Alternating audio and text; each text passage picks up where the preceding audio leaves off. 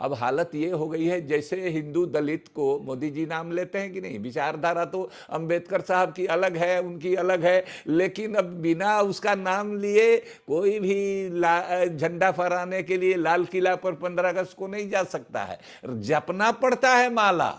तो उसी तरह से अब कई मुस्लिम जमीयत उलमाए हिंद है और दूसरी मुस्लिम तंजीमें हैं, और मोदी जब भी जपने लगे तो इन लोगों ने देखा कि बाप रे बाप, प्रधानमंत्री जपने लगा और लोग जपने लगे।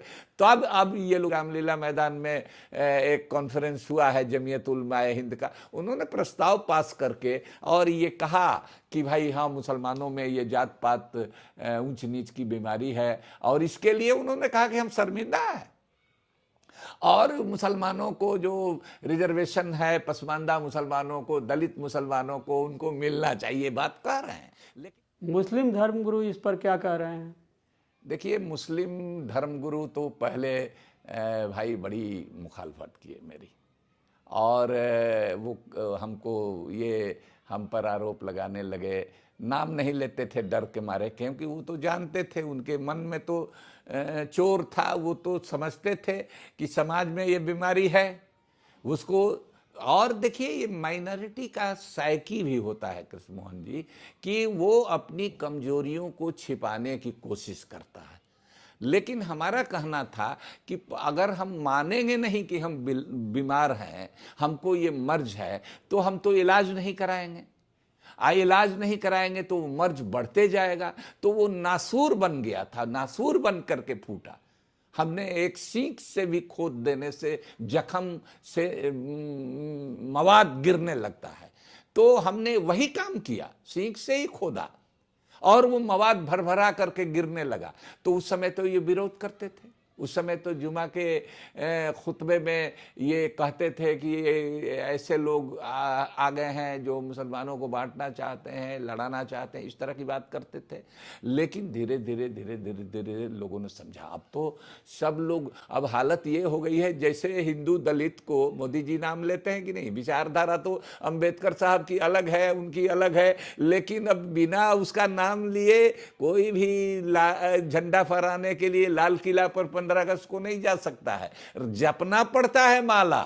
तो उसी तरह से अब कई मुस्लिम जमीयत उलमाए हिंद है और दूसरी मुस्लिम तंजीमें हैं, और मोदी जब भी जपने लगे तो इन लोगों ने देखा कि बाप रे बाप, प्रधानमंत्री जपने लगा और लोग जपने लगे।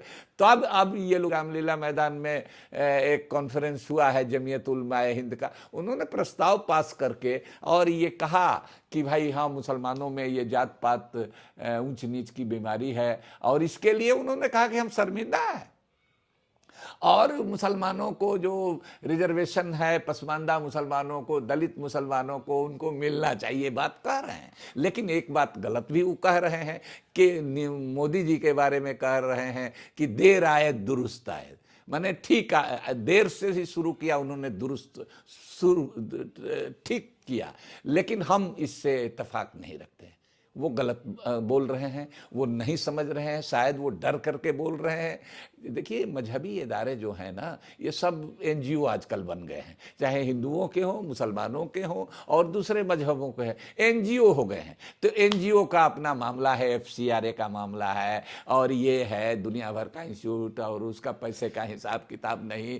तो इस डर से थोड़ा थोड़ा दोनों तरफ बोलते रहते हैं। थोड़ा देख रहे हैं कि इनके अंदर से पसमानदे की आबादी 80% है, तो अब उनको बोलना मजबूरी है। कल तक हमको टारगेट करते थे, अब हमारी बात बोल रहे हैं तो हमको तो खुशी हो रही है।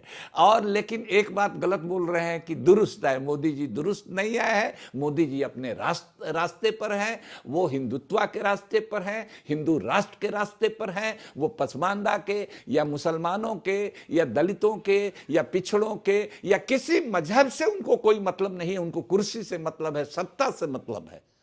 तो उसके लिए वो जातियों में, हिंदुओं में भी ये काम करते रहते हैं, मुसलमानों में भी करते रहते हैं, ये सिखों में करते रहते हैं, सब काम करते हैं। किसानों का आपने देखा आंदोलन हुआ, सिखों को देशद्रोही, खालिस्तानी क्या क्या कहा, और फिर माफ़ी भी मांग लिया, और फिर वापस भी कर दिया बिल, और फिर उसी काम में लगे भी हुए हैं किसानों का मने ये करने में, तो ये तो उनकी फितरत है, ये करेंगे। लेकिन ये बड़े मौलाना लोग, ये लोग अगर कह रहे हैं कि दुरुस्त है, तो उनका दिमाग दुरुस्त नहीं है। वो मोदी जी दुरुस्त नहीं दे रहा है, दुरुस्त नहीं आए हैं। इनका दिमाग, जो मौलाना कह रहे हैं कि दुरुस्त है, इनका दिमाग दुरुस्त नहीं है अभी।